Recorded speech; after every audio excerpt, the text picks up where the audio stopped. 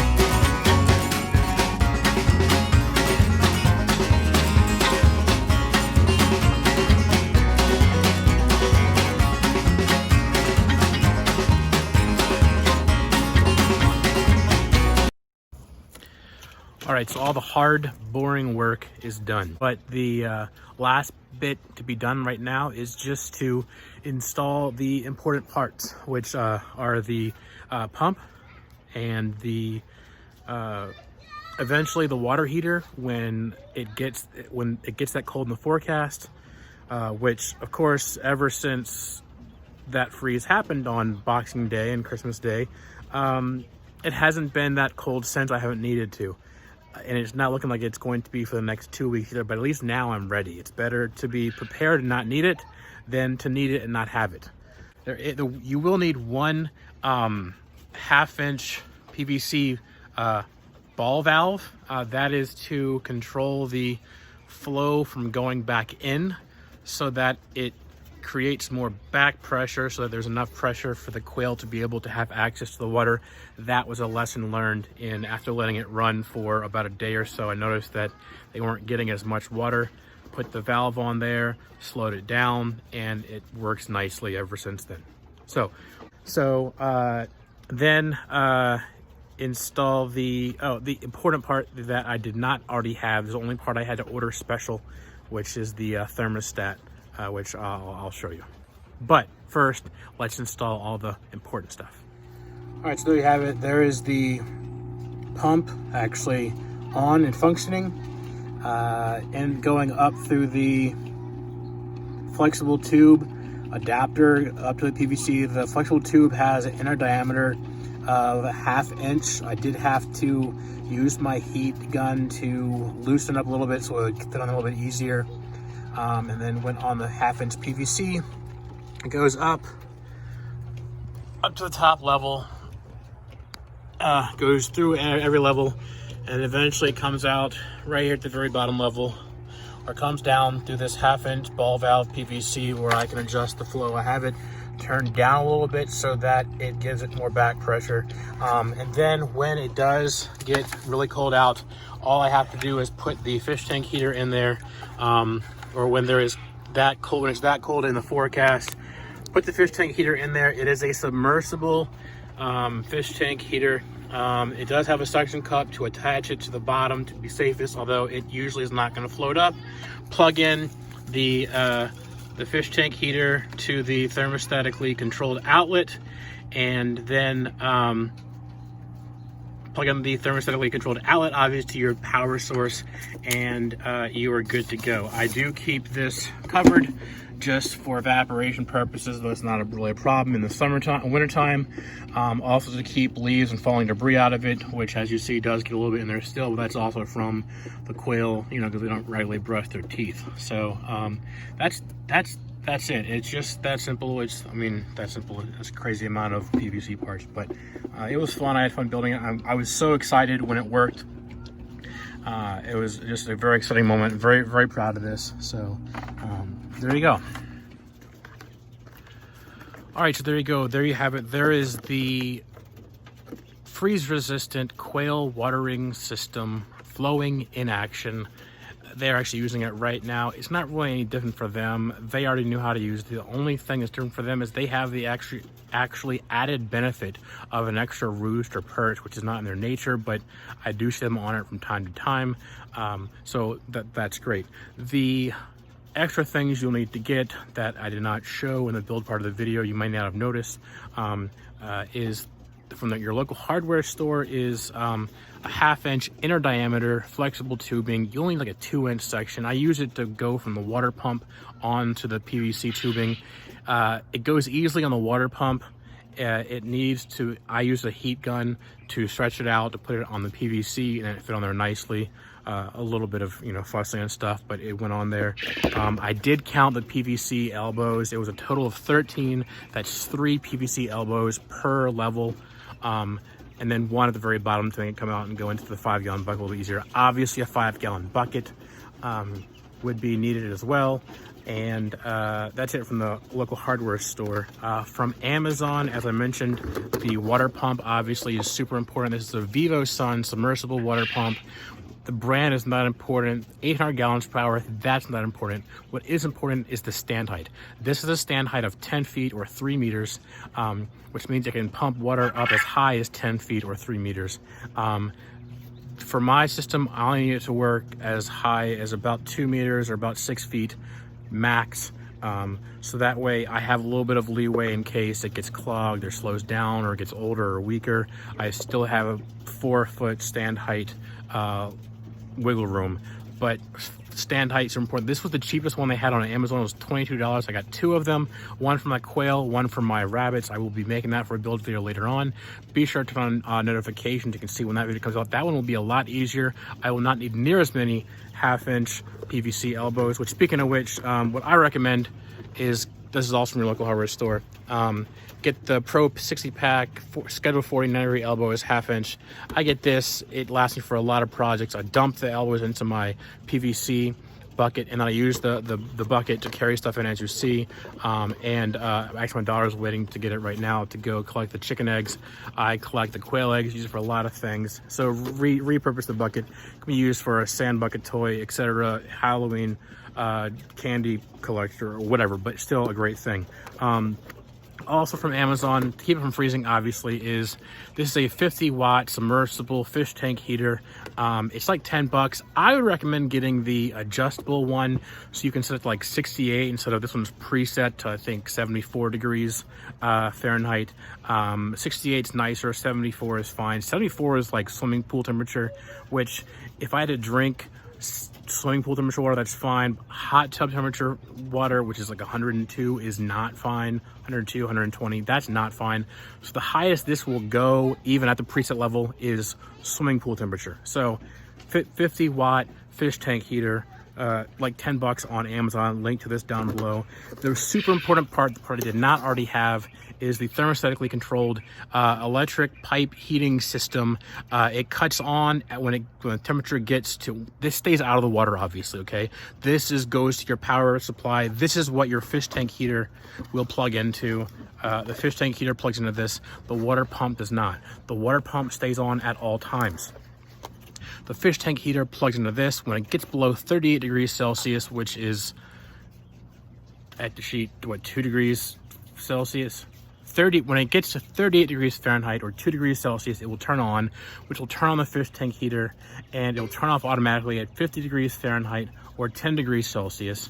So it keeps things from getting way too cold. And in that range of below 38, it will heat it up to as high as about 74 if you get the preset ones. Keep this in a dry location. I will keep this in my quail brooding shed. Stand by. It's right here, which keeps things dry. It keeps all, that's where I keep the electrical stuff for right now, and also the bedding. So that's to stays dry, so I know this will stay dry as well. But once again, the fish tank heater gets plugged into this. This gets plugged into your power supply. The water pump gets plugged into your power supply, which stays on all the time. In case of a power outage or pump failure, I do plan to add a 5-gallon bucket up on top like what I used to have, and then just putting in a another 1/2-inch ball valve flowing into it, so I can open up in case the power does go out, to allow for water to flow in case, because if the power goes out, they don't have water.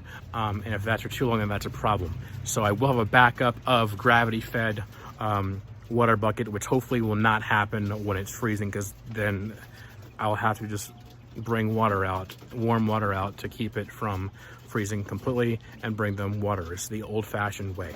So, but anyways, I have a backup to my backup to, I think, my backup. So I think I'm pretty well covered.